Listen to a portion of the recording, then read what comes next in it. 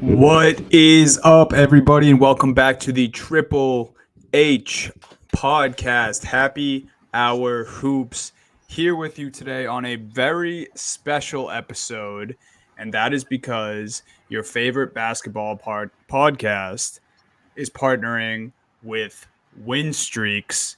Win Streaks is a very fun, free-to-play sports app where you pick your favorite teams to win from the NBA, NFL, NHL, college basketball, college football.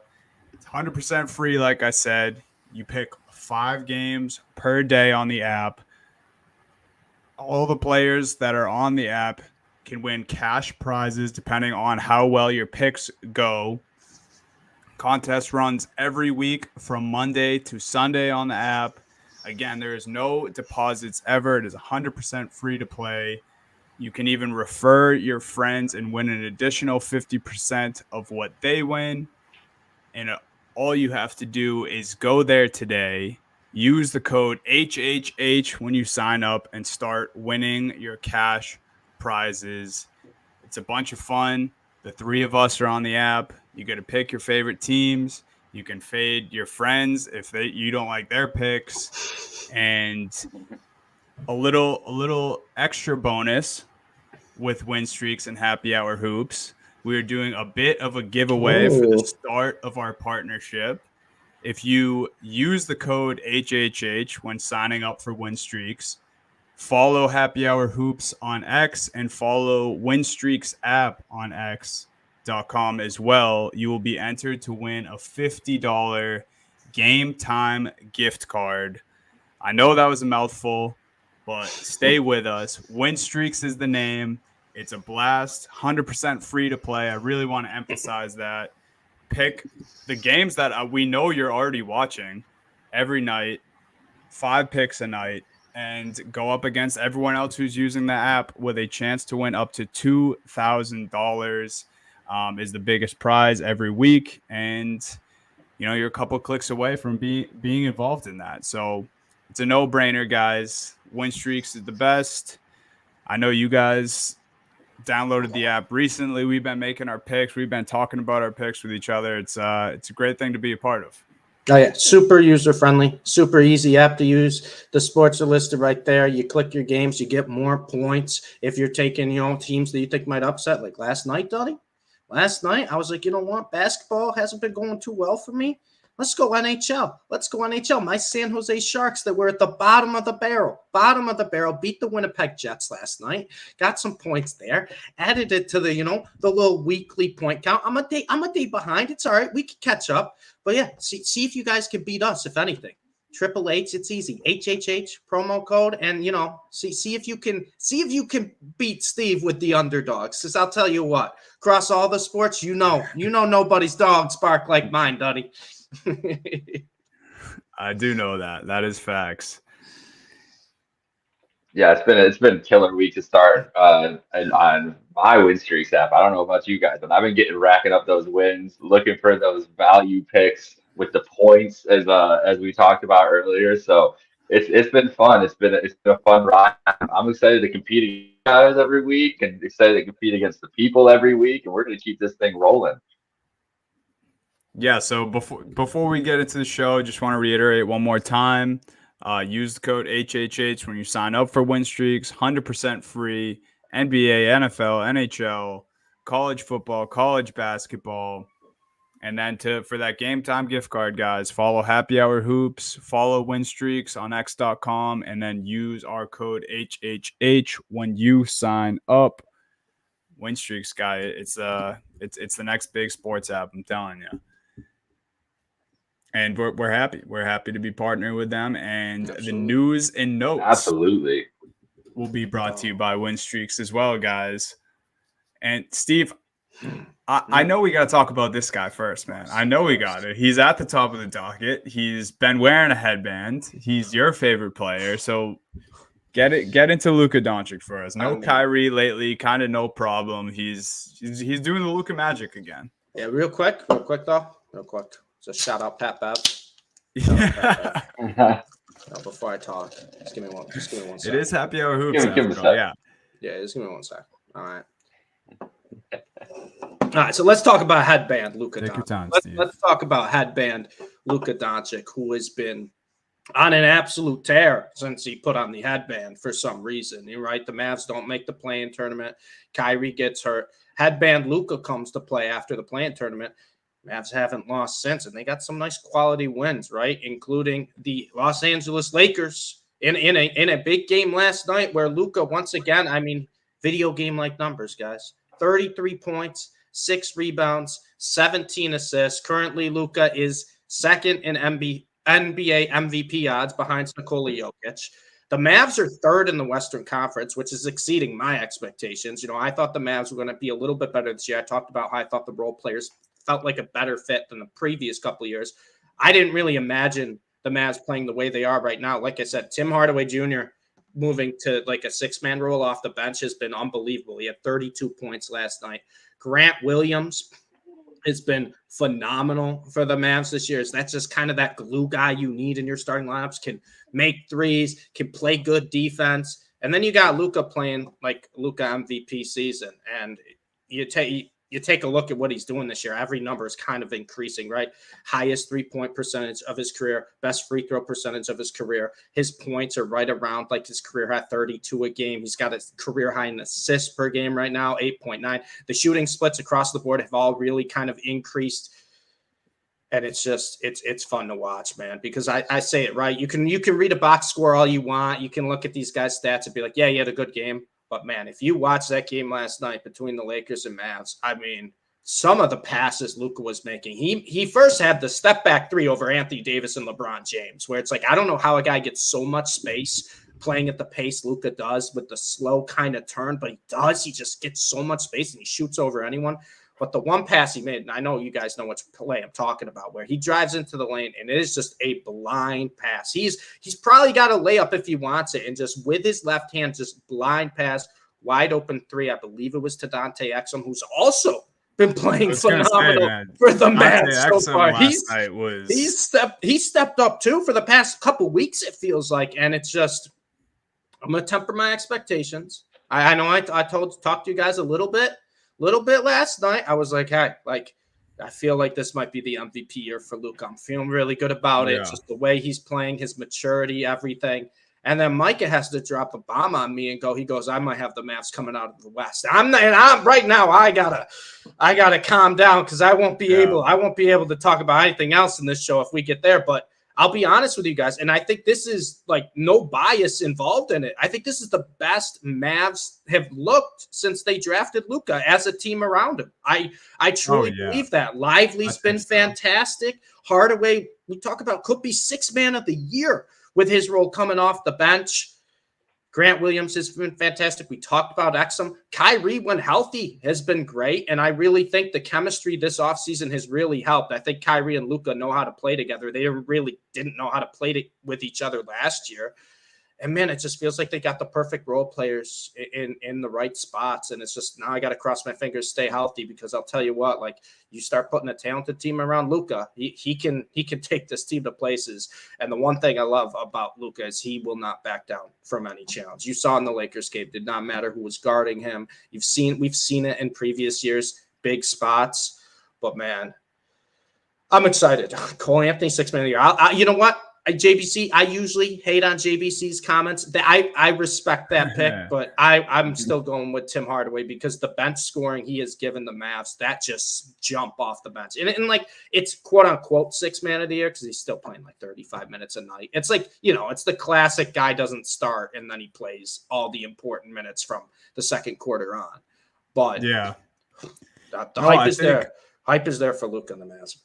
I think it's important we bring up the Mavs as a whole too. So I'm glad we had that in the news and notes because you talk about surprising. That is what the Mavs are doing. I feel like the type of wins they're getting and how well Luka's playing is still somehow surprising to us, but it is, and it's unfortunate. But I feel like the Mavs have gone overshadowed a little bit by the Thunder and the Timberwolves because obviously more surprising from those two teams to be at the top of the West.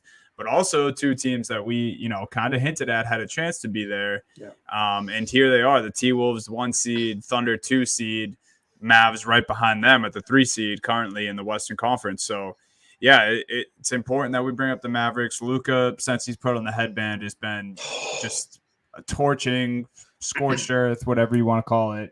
And, yeah, that shot over AD and LeBron last night, that's probably already a framed image in his home, and maybe at his other houses as well, because that is that was just that as a still image, him hitting that shot was incredible. And just massive win for the Mavs. Mavs have been on a tear lately, and you're right, they're doing this without Kyrie Irving, who was playing extremely well himself when he was healthy. So shout out the Mavericks. And we have other news here with Mitchell Robinson. This is tough, man. I believe this happened at the TD Garden last Friday night. Celtics Knicks. Mitchell Robinson out 8 to 10 weeks. It sucks. A guy who's been playing pretty well this year seemed to have a bit of resurgence. Kind of seemed to mend whatever was wrong with the New York Knicks or between the New York Knicks and himself. Seemed to be on a good run, and the Knicks just can't catch a break here. They had RJ Barrett start the season hot. He's kind of cooled off a ton. Yeah, we're getting the comment here. Taj Gibson's season right before the league, bro. How is that happening? Right before we hopped on, or a few hours before we hopped on, the New York Knicks signed and brought back Taj Gibson to fill that void of them losing a big man. I feel like I said this like 3 years ago. I don't know how much Taj Gibson can give to a team, and he's still getting signed. So that's something. But I do honestly feel bad for the Knicks and Knicks fans. That's a tough blow to lose a guy like Mitchell Robinson. Knicks were playing pretty well this year too. They were exceeding my expectations so far this year. Like you said, RJ Barrett kind of took a step. Randall was starting off kind of cold. He's picked it up as of late, and Brunson's been very good. But Robinson was a big piece for them.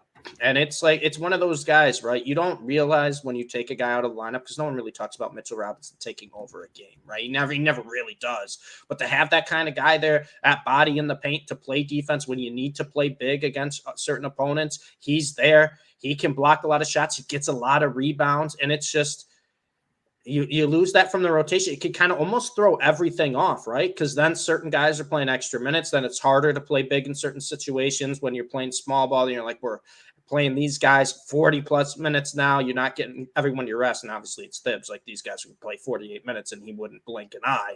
But yeah, it's just one of those things. Comments about Brunson? No, what do you say? Brunson tweaked his ankle in that same Celtics Knicks game last Friday. And there was I think they were down 7 or 8 with 40 seconds left. And Brunson was still in the game when it happened. And they asked Tibbs if he had any regrets about leaving Brunson in the game, and he just goes, no. That's the most Tibbs answer ever. Yeah. So yeah, that's I'm not trying to say that to blame Mitchell Robinson's injury on Tibbs, but that is his culture. He's got to coach how he wants to coach, and the fans, referees, and everyone in between, and the players better be okay with that because it's probably not changing anytime soon. Tough blow for the Knicks, like we mentioned. kind of the opposite fate here for the Memphis Grizzlies, who could not be more at the bottom of the barrel in the NBA right now. Ja Morant should be returning in just 2 games now for the Memphis Grizzlies. He tweeted a couple days ago, I forget what it was, like 8 days, 4 games. It's now 2 games until he returns for the Grizzlies. And boy, do they need it, because they, outside of Jaren Jackson having a few splash games this year, they look, and Desmond Bane, shout out Desmond Bane, he had a high 40-point game a couple weeks ago, but you know, the Grizzlies are real bad, and they've never needed Ja more. Yeah, I mean, they're 6 games back of the final playing spot already. This is a team that, like, they just didn't feel like they have a spark at all. And obviously, you know, you don't have your superstar in Ja Morant. But I'll tell you what right now, guys. Like, I'm looking at the Western Conference. I'm looking at how it's shaping up right now with the teams in it. I would not be surprised if the Grizzlies made a little bit of a run and got close. I think Ja Morant, he's an emotional player, and he's one of those guys where a lot has happened in the past couple of years, obviously, off court. And I think he's the type of guy that's like, you know what, like when everyone's doubting me, that's when I'm at his best. And I think we could be seeing Ja put up like 40 points a night, because he knows that the only way to get this Grizzlies team, and it's no longer like last year where it's like, oh, they're winning without Ja. Do they really need Ja Morant? This is a team that's like dead in the water without Ja Morant so far this year. And that, I think, almost kind of benefits the Grizzlies a little bit, because you're going to get that type of guy in Ja Morant where we'll see. Now, it could all blow up and he could have another off-court issue, but we could see a type of guy, which I think he is, will be hyper-focused on basketball and hyper-focused on getting this team, you know, back into, like, contention of a playoff spot. And I really do think that's going to be you know, no pun intended, but I think that's really going to be like Ja is going to be like that, you know, kind of burst they need, that kind of shot into the Grizzlies where it's like they need this type of player to lead this team. And I think it might have been different if like the Grizzlies were like 14-10, or they're right on the bubble there, and it's like, all right, Ja comes back. No, Ja needs to come back, and he needs to be that guy we thought he was a couple years ago, of an emerging superstar and one of the most, you know, dominant ISO ball players in basketball. Yeah, it's wild that the narrative last year was like, oh, this team is still so good without Ja. And now, like, they need him desperately. So, yeah, there's going to be a welcome return. And just welcome to see him on the court. Like, I'm excited to see Ja back out there. And if he has something to prove and comes out motivated, like, it could be a special run for him for this, second, third of the season, or the, you know, whatever the amount. He's out 25 games, I think. Yeah, he's still got 55, right? 55. And hopefully he plays most of them, you know, like hopefully he's out there, because they really need it. They need it. Yeah, it's going to be welcome to see Ja back on the floor, and just on League Pass too. I just can't wait to see like the first like Thunder Grizzlies or Spurs Grizzlies game where Ja's like, I will dunk over Chat, or I will try to dunk over Wemby. And he just goes right at him, because I'll tell you what, either way, we're going to get one of the most memorable posters of the NBA season. So I'm excited to watch him play basketball again. I really am, because I think it is desperation mode for the Grizzlies. So we're going to see Ja going nuts. He has no other option. All right, well, let's keep it rolling here from Ja. And we had we had the most watched NBA regular season game, even though it wasn't technically a regular season game because it does not count towards the regular season record.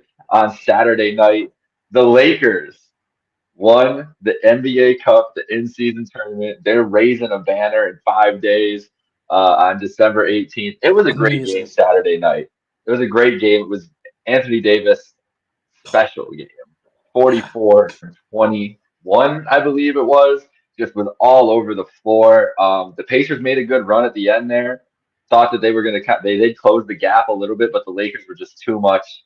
LeBron too much in these one-game scenarios. We saw his performance against the Pelicans last Thursday. We didn't even talk to you about the semifinals, but we were like, man, picking against LeBron for a one-game scenario is going to be hard. That Thursday night, crazy. And then going to Saturday night, it was a great game. And so I'm not surprised if the Lakers won, because they felt like a team that just were gonna want it more the whole time. They looked more impressive in the in-season tournament round robin games than they have in like regular season games.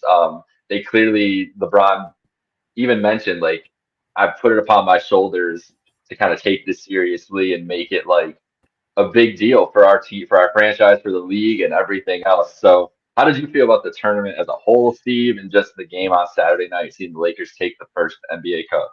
I thought the tournament as a whole was awesome because, like I said, single elimination NBA games just felt a little different to me. They just felt a little more meaningful.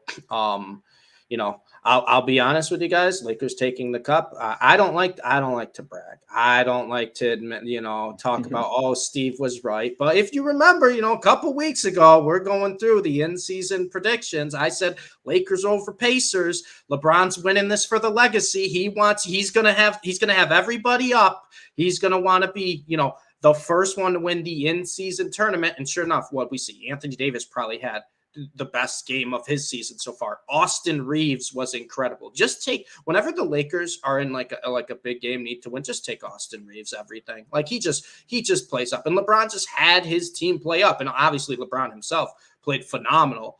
But it just kind of felt that way, right? You had that feeling going in that like this just kind of meant a little more to the Lakers. Obviously, I think the Pacers too, especially a lot of guys on that roster could have really taken that $500,000.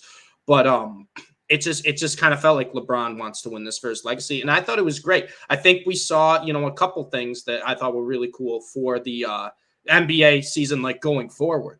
We saw the Pacers in, must-win games against three very good opponents that you could very well see in the NBA playoffs if the Pacers do keep the pace they're up at right now and get there. They played the Celtics fantastically. They played the Bucks great. And then they played the Lakers tough. Obviously, like I said, you're not beating LeBron in a one-game elimination when his legacy's on the line there. It's just not happening.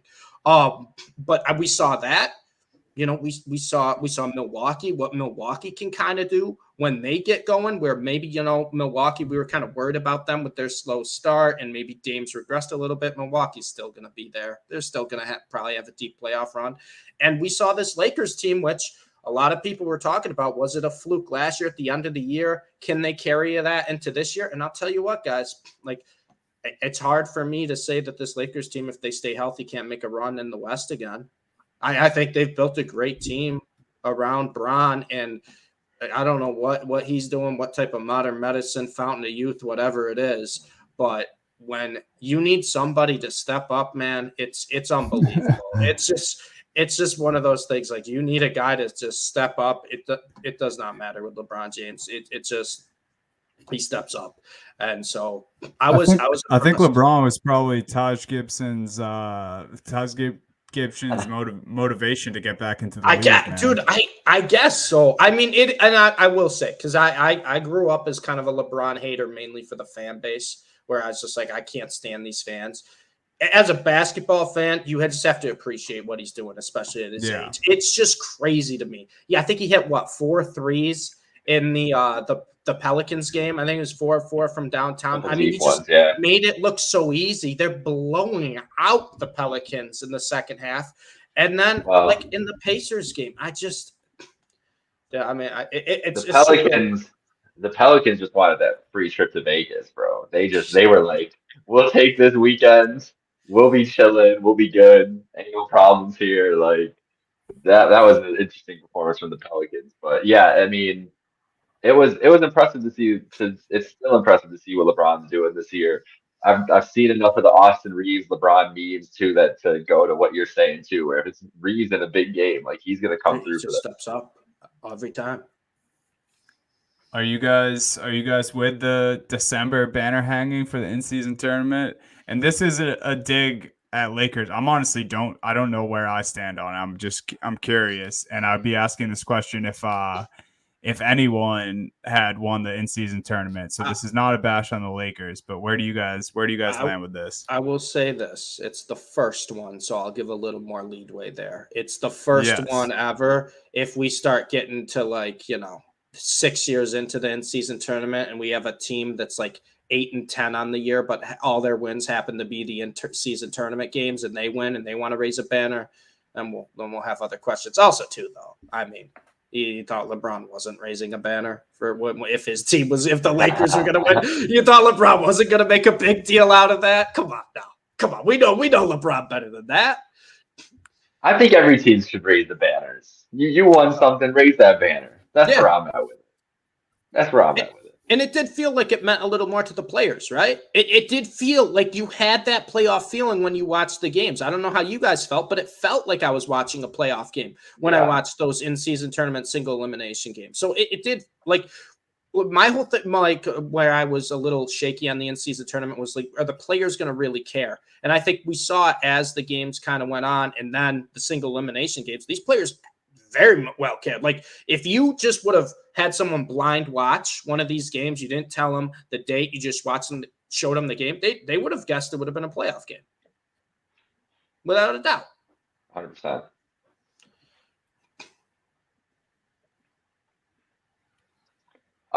So yeah, it was a great in-season tournament. We got a couple more news and notes before we get into the big stories of the week, which unfortunately have nothing to do with the court. So I'm glad we're getting through the basketball on the court. I mean, because I'm glad we're getting through the basketball talk early because we have some off the court, all sorts of off the court stuff, or just non-basketball related stuff to go through. The Suns' big three are finally playing together tonight. Have we checked to see it's not a last-minute scratch? I know. I've heard this story 5 times already. It's a late game in Phoenix. We'll see. Maybe Bradley Beal is the late scratch. So maybe we shouldn't get ahead of ourselves here. I've seen this story too many times, Micah. My question about this is I've had a theory about the way teams were going to go about the early season since the beginning of the year, that they were going to use these injuries to kind of use it as rest and take the first 20 games to just use it as an extended preseason and then kind of roll into form. Do we feel like that's just what the Suns have been doing, and now we're getting there? They want to be full throttle on Christmas Day, so everybody's going to come out swinging for a couple weeks, and then they can actually have their big showing on Christmas and then get full go ahead. Because it's been interesting. I mean, the Beal injury, who knows how bad he was hurt and everything like that. Beal's been hurt the last couple years, like on and off with some small things, but it seems like every time one of them was going to come back, the other guy wasn't, and it seems like it's been an extended preseason for the Suns more than anything else. I don't know. That's just my conspiracy hat on. Yeah, no, I don't hate that take because I feel you there, where it feels like every time that like one of them's starting to get in a groove, get going, it's like, yeah, the other one's just gonna be hurt for a couple games, and it's just one of those things where it's like you come back and look, and you're like, he doesn't look like he's coming off an injury. He doesn't look like he's been hurt for a stretch of games. So I don't know. I mean, I could see why they're doing it, but also if you're the Suns too, wouldn't you want to have the three play together a little bit to just see how that works? I mean, we're already more than a quarter into the season. We're 20 plus games into the season. Wouldn't you want to see that already? I don't know. And like I said, do I even trust that the big three is going to play tonight? We'll see. I had 9:55 Kevin Durant out for the game. Oh, okay, cool. Like that's just how it feels with like Suns games. It's just like we expect the big three. They're like, the big three's going to play tonight, and then one of them sits out. So we'll see. I'd love to see him play. I'd love to see how it works. The league is hilarious putting Durant against the Warriors and Nets back-to-back nights right after the season tournament too. That's actually very true. They're like, how do we keep these ratings up from the end of this in-season tournament? Let's put KD against the Nets and the Warriors back-to-back nights, see how it goes. And even last night's Lakers-Mavs game was a big game. I think it was a great game all the way through. So yeah, exciting times in the league on the court. Let's get some off the court stuff going because it's been a crazy week. Zion Williamson has been the story of the week. Last night he had a wonderful performance. He had 36 points in last night's game. He was awesome. Yep. Or was it 2 nights ago? Last night, whatever it was. Yeah. 2 nights ago, responding to the criticism that basically there was a story that came out about Zion that said that he just hasn't been in shape. He hasn't been conditioning like the Pelicans thought he would, not holding up his end of the bargain. And Stephen A doubled down on that, saying that chefs in the city all know Zion, see him all the time. They said that he would eat the table. Eat the table is an outrageous thing to say. Eat the table. A great point about this I saw a clip from the Lockdown Pelicans podcast, there's no chef that wants Zion to come to his restaurant and that is gonna leak to Stephen A. Smith that Zion is in there Right. like eating like Right. this and everything. Because why is he gonna go out and eat? And he still might not now at this point, for all we know. But the talk kind of got crazy. But then Zion answers it with 36 points. But he obviously had a rough game on Thursday, and Yeah, he did. this has been a criticism of him basically his whole career at JVC. He'll eat the table. He'll eat the Maybe he table, which will. is He crazy. doesn't Yeah, look like yeah. the thing is, it's been like 2 years running now. We're in the off season, loading right into the season. Zion looks like he's in great shape. Looks more fit and everything else. And you see him right now. He doesn't look like he's in peak shape basketball No. wise. This might just be who he is though. Like that's what it comes down to. Is it might just be really hard for him. Like some guys just like they get big during the season. He can't work out all the time. They're on the road half the time. It's not like these guys are lifting, doing conditioning, everything like that.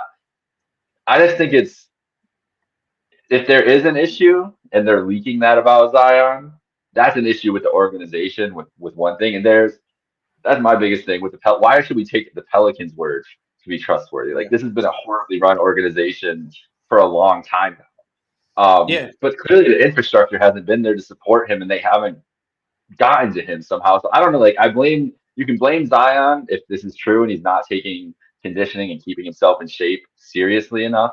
But also at some point you got to look at this organization who has had major issues for years and years and years and put some blame on them for not insulating this superstar with a better setup to stay in shape, to be as effective as he can be, or maybe they shouldn't have signed him to a mega deal because what is his incentive at this point? If he does not care about just winning, which we know a lot of players in the league don't just care about winning, they want to get their second contract and everything else.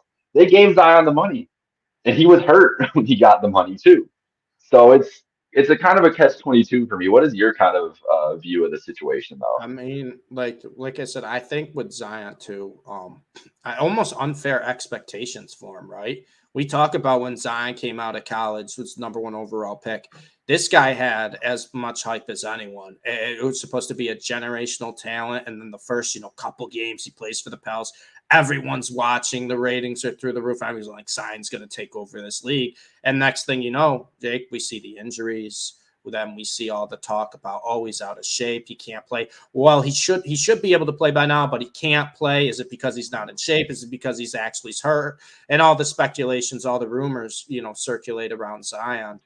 And it's one of those things where now it is if he's struggling in these big spots because not everyone's watching the Pelicans every night now, right? Not all the lights are on Zion. A little bit of the hype has gone to other players after like the hype of Zion kind of wore off a little bit from his own draft class. It went to Ja Morant in a couple of years. And then obviously Ja had his own things, but now you have the hype around Wemby. You got hype around Chet. You have these other players in the Western Conference, younger players that are playing out of their minds, SGA, Luka, etc. But it's not everyone's watching Zion every single game now. And he's just kind of almost became like an afterthought a little bit in the Pelicans, besides like with the media trying to say, just this guy, why isn't this guy a superstar? Like, is it because he's out of shape? Is it because he doesn't care? He's not worth the money. He wasn't worth the hype. I'll be honest with you, Mike. The easiest way to shut him up is just to play well. And if we look in the in-season tournament, Zion was the opposite of playing well. He struggled against the Kings. He struggled against the Lakers mightily in both those games. Brandon Ingram had to carry him in the Kings. And then the Lakers game, we know how that went. The Lakers blew him out of the water. But it's one of those things, though. That's when everyone was watching. That's when the light was on Zion. So, of course, all this stuff's going to come out after that. Do you think anyone really cared? He scored 36 against the Timberwolves, besides basketball fans that watch him every day or Pelicans fans? No, not really. They want to see Zion do it, on a big stage in important games. And, Stephen A's, one of those guys just loves to run his mouth, and a lot of them do. And it's very easy to be like, hey, Zion has been bad. He's been a disappointment. He's out of shape. He does not care. But at the end of the day, guys, like, is it really crazy to be like, maybe like we had a few unfair expectations for Zion? Maybe thinking that he was going to become a generational star, that he was going to take over this game like people thought, like his athleticism of what he could do. Maybe that's a little unfair. Maybe he is one of those kind of like B-tier type stars. where he's going to he's still putting up fine numbers, 23 points, 6 rebounds, 5 assists. Like, he's still putting up solid numbers. Like, if he didn't have the name associated with him, Zion Williamson, you'd look at that and be like, he's a solid, 1A, 1B type player with Brandon Ingram. But our expectations are like, he has to be much better than that. Maybe that's not the case. And the other thing, too, is I've always kind of questioned his work ethic a little bit. But if you don't have that hyper type of work ethic and you're, a star, people are still going to judge you because they're like, he can get to that next level. Maybe Zion doesn't want to get to that next level. Like you said, he got paid. I think he enjoys it right now of his spot in New Orleans. Seems like he gets along well with Brandon Ingram. And it's like one of those things like, hey, if the guy wants to eat, let the guy eat. Maybe we can't have expectations that he's going to be a top 5 player in the world and he was going to carry this Pelicans team. I think sometimes we set unfair expectations on players, and when they don't get to it, everyone wants to find something to blame. Maybe we're the ones to blame, where the expectations were just too high for this kid coming in, and people didn't realize, some of the red flags of the work ethic, of the, he was out of shape at Duke too. Let's not pretend that this guy was, jacked at Duke and he was playing every game and he was the most in shape athlete on the court. Like, maybe just the expectations were just a little unfair for him. And he's still a great basketball player. He's widely talented. He's a star. But maybe he doesn't have, what it takes to become that next level of a superstar. I think that's a great point. And expectations have been crazy for Zion since high school, since the highlights. Yeah. We all watched the highlight clips of him dominating high schoolers and everything else. And also, I think that he went to the wrong situation. There's so many players in the league that have been ruined by going to the wrong situation, and he was asked to be the savior of the Pelicans. And this Pelicans organization has not proven that they can build a consistent winner. They're probably the worst organization in basketball besides the Hornets. Like, they consistently over the last 20 years. What? Sorry. Yeah. I had to cough. That's my bad.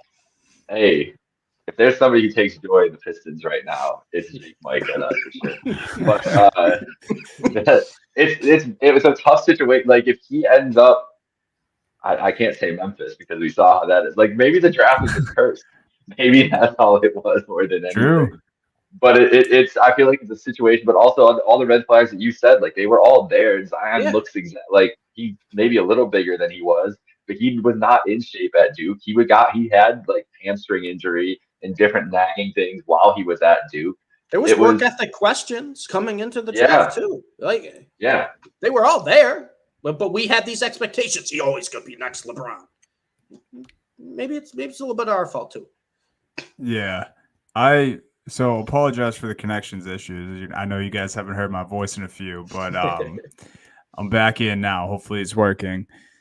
No, but Zion, I thought handled himself super well in the press conference too. I don't know. I do too. Like, I know, Steve, you touched on it. Like, Stephen A was kind of talking out of pocket about him, and for him to go in there and kind of say those things, I thought that was big of him. It's always my fault, yeah, JBC. It is your fault, Steve. You hyped him up way too much. You got him going. No, but I think Dunny, you're right. Where it's just like, you got to give Zion a little bit of credit too, right? It's not like he's playing bad. Not playing like he's superstar. Yeah. He's still a solid player. And it's got to be frustrating where every single press conference you have people asking you, oh, did you hear what so-and-so said about you? Did you hear what this person said about you? What are your thoughts on that? If I'm a pro, I'm getting pissed at that. It's like, dude, just watch me on the basketball court. You want to find someone else who's going to average 23, 5, and 6? Then go ahead. Find someone.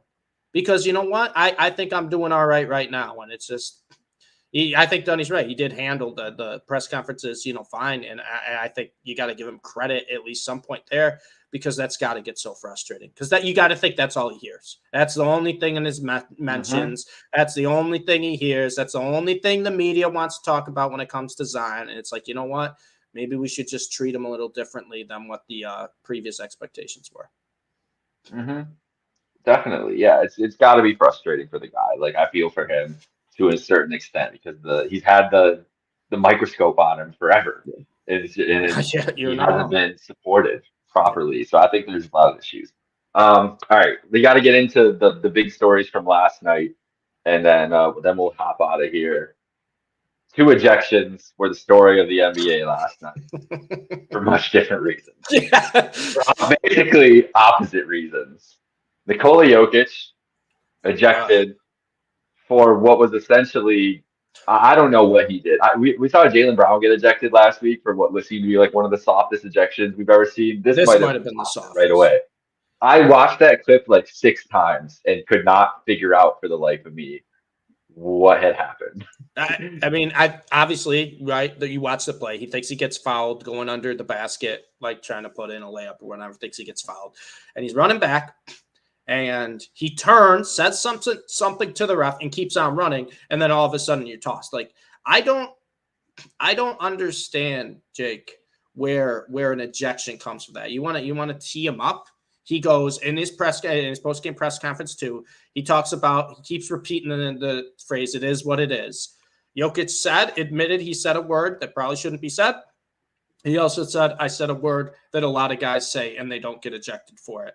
And it felt like one of those where it's like, what, did the ref feel like he was bigger than the game? Where I'm just going to toss out this superstar, like let him know he can't say that to me? Because, buddy, you're not bigger than Nikola Jokic. He's a 2-time MVP. And also, do you realize what league you are in? Do you realize what league you are reffing in? I can go back to any game of the past week of any of the superstars, and when they don't get a call, and see them barking at the ref longer than Jokic did. Well, I mean, we saw it last night in the Lakers-Mavs game, both LeBron and Luka.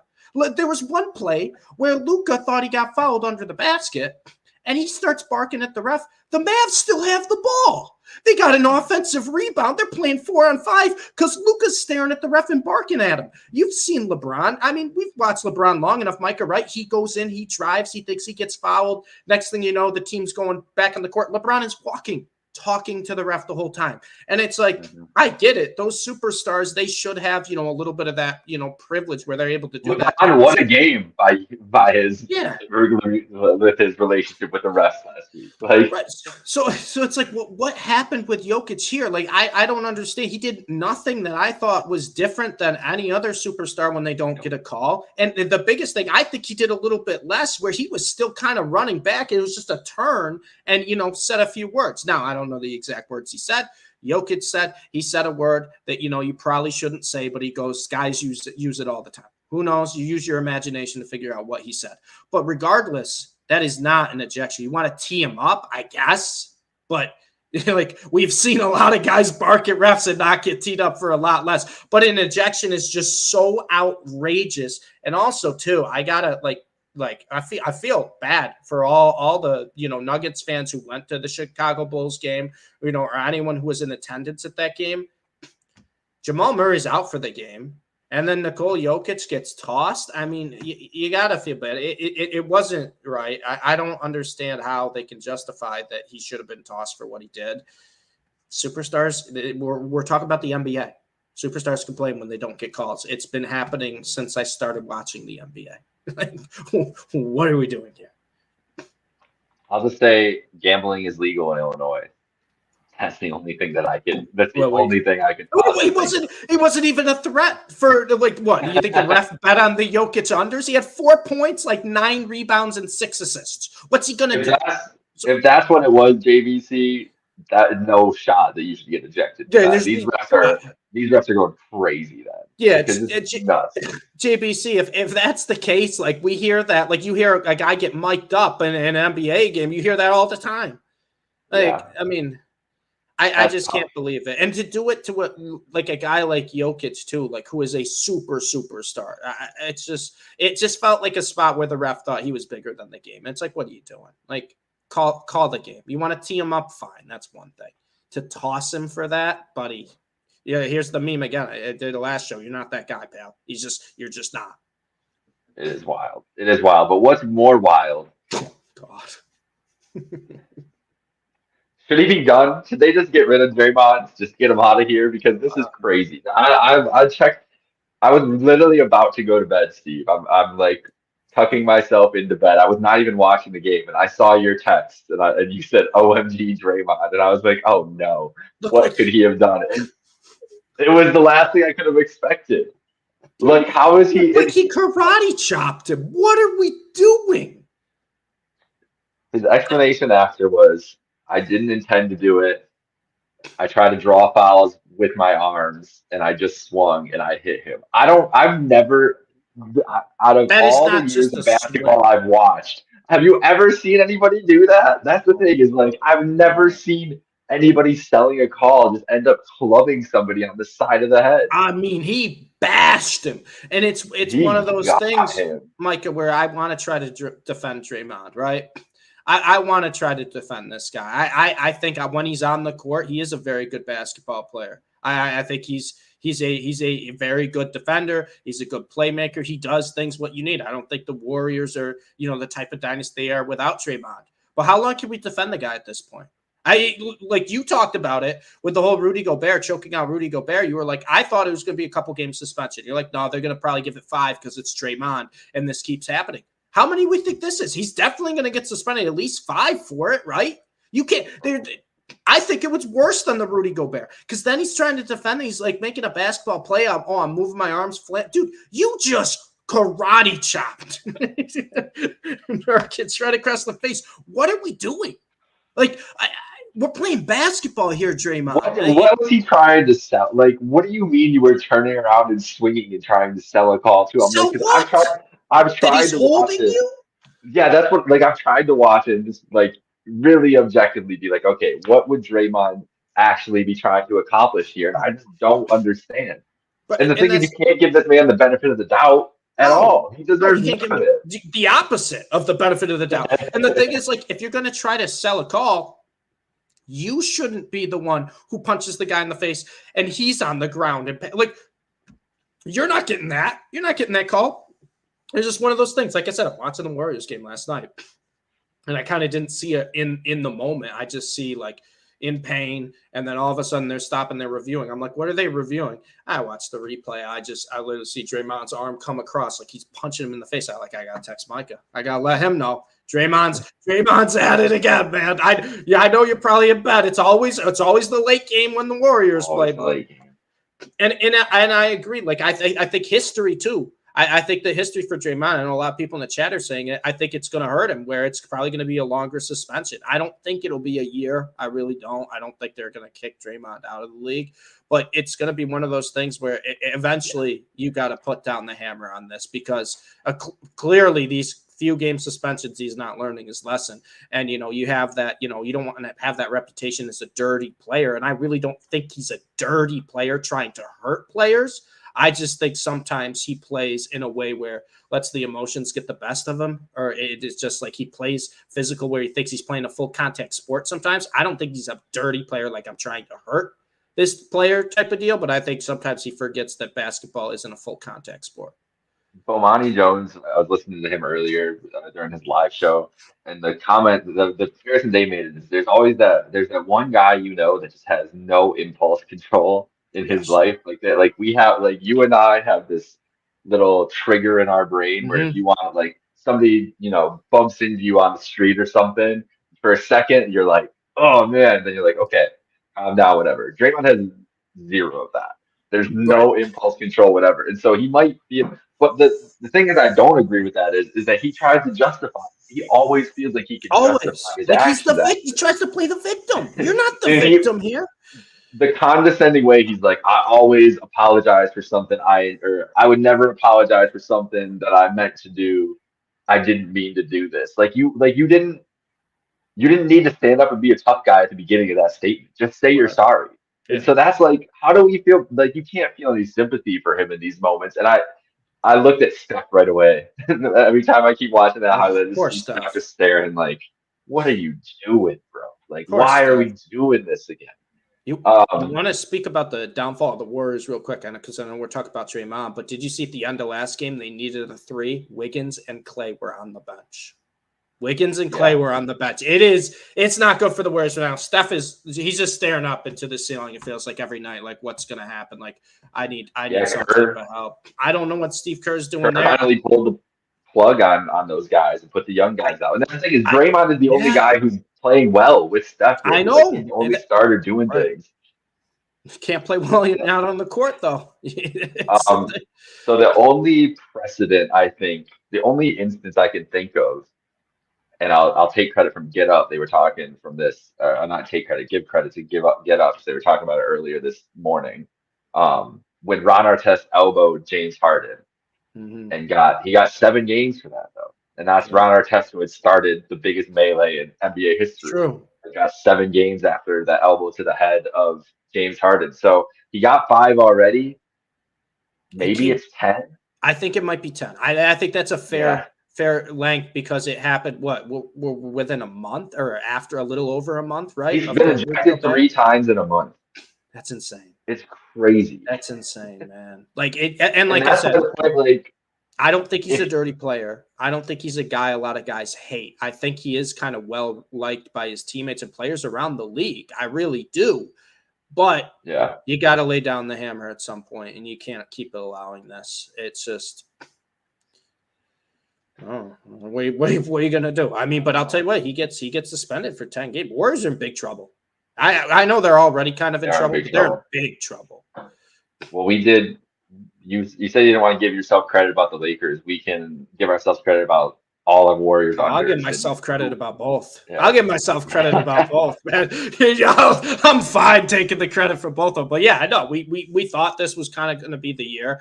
Maybe we didn't think it would be as quickly this season, but it looks bad, man. It looks really bad. And like you said, I'll take your word for the suspension. You were right about the 5 games on the Rudy Gobert play. I don't think it's crazy to see 10 games here. It might be the only answer, Dooley. It might be the only answer.